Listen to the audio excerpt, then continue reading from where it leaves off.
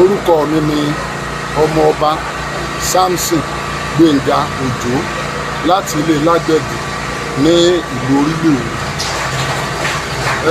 Èrè ìdí tí a fi wá sí ibi tá a wá yìí ni láti ṣe àpérò lórí ìdájọ́ tí ilé ẹjọ́ gíga ìpínlẹ̀ Ọ̀ṣun lábẹ́ onídàájọ́ A.O. Ayọ̀ọ́lá dá tí ìdájọ́ yẹn fi gbé ọba Dáúdà Àjọlọ́lá Akínfàlàbí sí ipò gẹ́gẹ́ bí Olówu.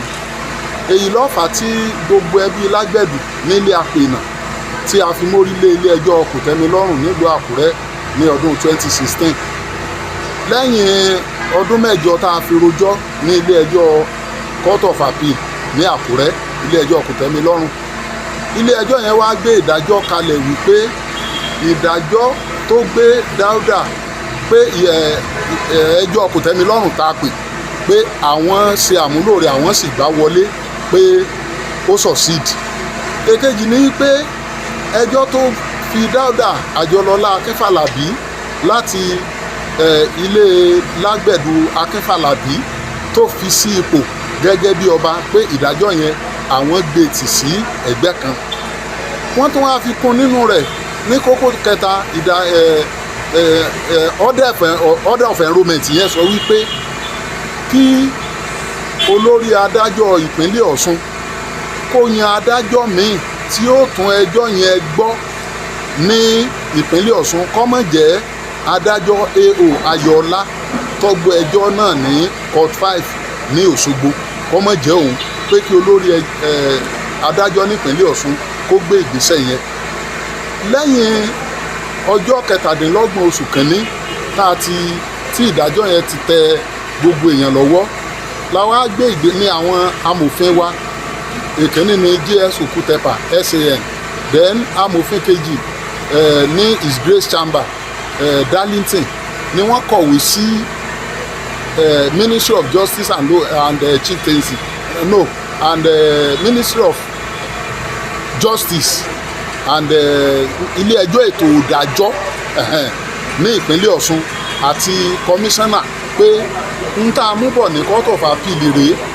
Bákan náà ni lọ́ọ̀yà kejì náà nǹkan kan náà ni wọ́n kọ pé kí wọ́n ṣe àmúlò ìdájọ́ ilé ẹjọ́ kòtẹ́milọ́rùn. Wọ́n sì kọ ìwé yìí ní ọjọ́ 5 sí ọjọ́ 13 oṣù kejì. Ṣùgbọ́n títí tó fi di bá a ṣe ń sọ̀rọ̀, bí mo ṣe ń sọ̀rọ̀ lọ́wọ́ yìí, kò tí ì sí ìgbésẹ̀ kankan tí ìjọba ìpínlẹ̀ Ọ̀ṣun ń gbé. Tí kò bá ṣe ìfarajìn tàbí ìfínúfíndọ̀ àti ìdásí àwọn àgbààgbà ní ìlú, ìparẹ́ ẹni tàbí ìdojúkọrẹ ẹni nílé àti lóko ìbá ti máa lọ.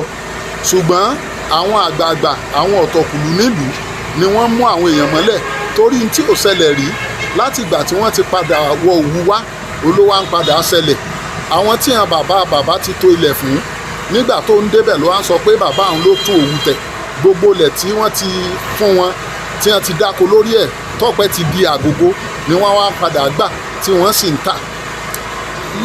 Bákan náà, lẹ́yìn pé wọ́n ń ta ilẹ̀ yìí, ó ti mú ẹ̀hónú wá tó jẹ́ pé tí kì í bá ṣe akitiyan àwọn aṣáájú tí wọ́n jẹ́ èèyàn dáadáa nílùú, àwọn ni wọ́n mú àwọn ọ̀dọ́ àti àwọn tí wọ́n wà ní ìgbèríko ní yíkàkiri, àwọn ni wọ́n mú wọn lọ́wọ́ tí wọ́n jẹ́ kó ti di pé àmọ́ ta ìkóró gan, àmọ́ tàjẹ́ ẹni sílẹ̀ bí irú ètò ṣẹlẹ̀ ní Ìlóbù.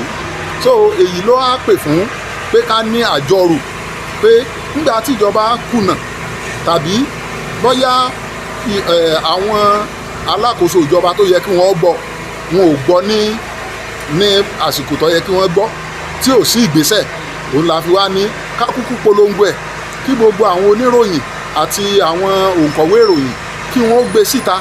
Nígbà tí ìjọba ìpínlẹ̀ Ọ̀ṣun tí wọ́n bá rí gbogbo tí wọ́n bá gbọ́ gbogbo tá a sọ yìí, tí wọ́n sì rí wò, wọ́n ó lè mọ̀ pé àwọn nǹkan míì ohun rúgbó bọ̀.